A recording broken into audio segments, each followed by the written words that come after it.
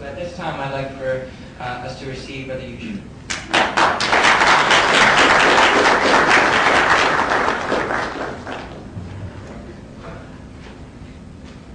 Assalamu alaikum. To my non-Muslims, welcome. Bismillah ar-Rahman ar-Rahim.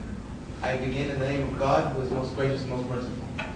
I don't know if I will be able to tell you a story quite as colorful as the one you just witnessed, or as interesting.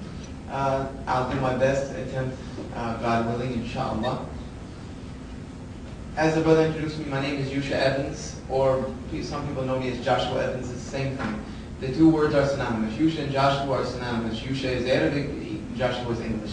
But they both are the very same name, Joshua. And I changed my name when becoming Muslim. Since I am short of time, because I did get trapped in some very serious traffic, I'm going to try to be very quick and tell you a really, really long story in a very, very short amount of time. So bear with me if I speak too fast. Feel free to raise your hand, tell me to slow down, throw something at me, whatever you feel is necessary. I was born and raised in Greenville, South Carolina in a very, very strict religious Methodist upbringing. I was raised by my grandparents who, as they say, old-fashioned. Just to give you some glimpse into what I mean by old-fashioned and very strict religious, I'm going to use gender issues just because they paint a very good picture. When it came to girls, when I reached the age of puberty and started becoming interested in girls and not thinking they just had cooties, girls were a no-no in my house. Not so much a no-no as a sense that if I wanted to have a girl over to the house, it had to be an appointment set. My grandmother and grandfather had to know they were coming, and when they came, we had to sit in the formal living room, which in most southern homes you have a formal living room and you have a dining room and all these other things. The formal living room, and my grandmother either had to be present in the room, or we had to be in the room while she was in the kitchen, cooking whatever with the door wide open so that she could hear the conversation and what was going on. So that was the type of understanding that they had, and this was the type of strictness of the home that I grew up in. We were very religious in the sense that we went to church every Sunday. We went to church Sunday evenings and sometimes on Wednesdays. And then Wednesdays became more regular as I got more older. That was considered in the South very religious. You were considered a very good patron of the church if you went Sunday evening, and Wednesday. And that was not very difficult considering the fact that the church from my home was separated by two houses. You walk out of my house, you took a right, you passed one house, you passed another house, and you walked straight into the wall of the church. So it was not very difficult for me to go to church that often.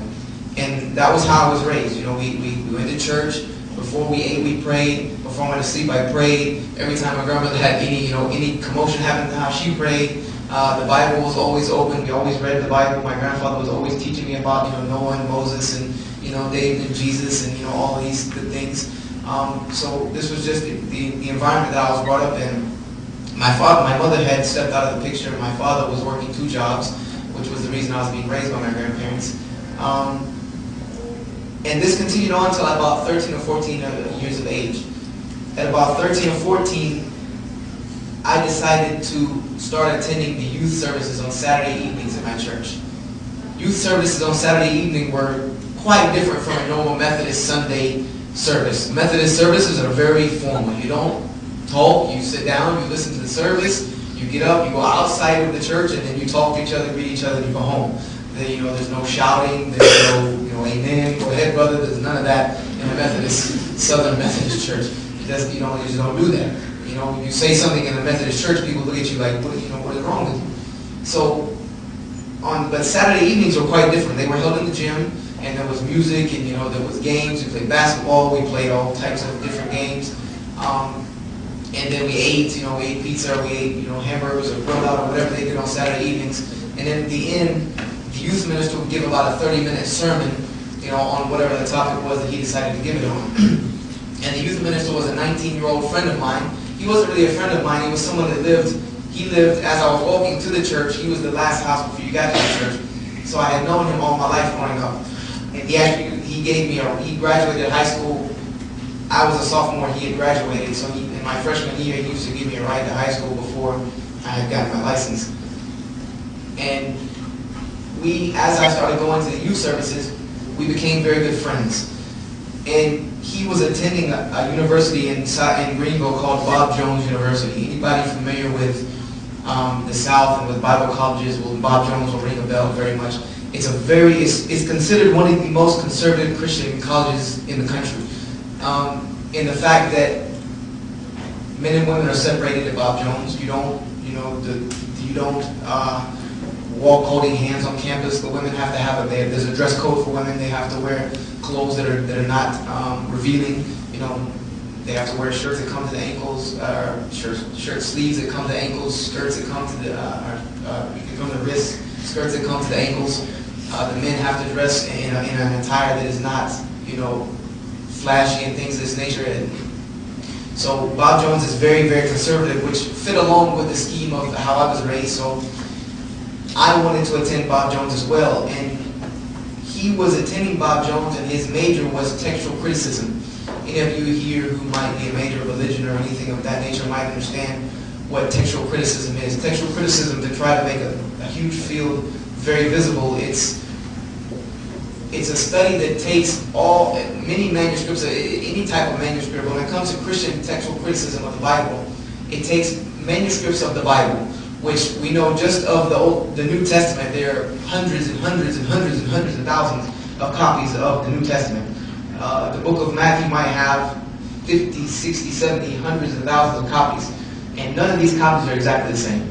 Not one single is exactly the same to the letter. So what a textual critic does is he sorts through all of these. He learns ancient Greek, ancient Hebrew, and Aramaic, and he tries to find out the date on these texts, and then which ones are the oldest, and not only which ones are the oldest, but which ones are the most original.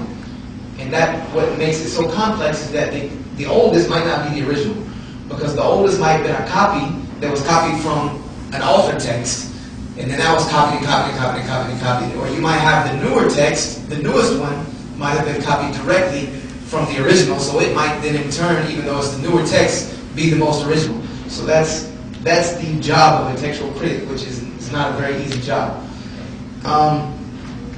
So this was his major. He was studying textual criticism.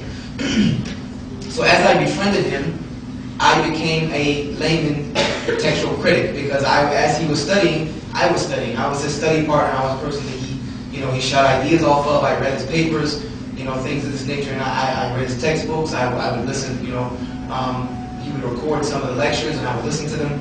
So as he was studying, I was studying, and I decided in my sophomore year I enrolled at Bob Jones, because there's a very long waiting list. At that time it was a few years long. So I already enrolled at Bob Jones and already decided my major was going to be textual criticism. And since that was the case, me and him together decided to take up a study of the Bible. We said to ourselves, and he said that if this is our book, this is what we call BIBLE, this is the basic instructions before leaving earth. Therefore, if this is the book, this is the Bible, we need to study it, we should know it. Because this is what is going to get us into heaven. This is what is going to give us the guidelines and the evidences of the salvation of Jesus Christ. This is the evidence, this is the proof of it. So he said we need to know this book. So we began studying the Bible, and we started from Genesis 1:1. And we decided we're going to read through it from beginning to end, beginning to end, beginning to end. So in doing this on my own, as he was going to school and things of this nature, he had a job also. He was going a little slower than me. It took me, in the whole period that I did this, I read through it about 6-7 times in about a period of 3 years. 2.5, 3 years, I went through it 6 or 7 times. And the Bible is a pretty big book. I will give it that. It's a pretty long read. But if you focus on it, and if you grew up in the environment that I grew up, that after school you did your schoolwork, and that was about it. I did not really go outside of the home much. Friends came over and things of that nature, but I was not really, given that much freedom to go out at that time. So I really was involved in these studies. And when he came home, I always wanted to have something to show him, because I always go to his house as soon as he came home from work or came home from school.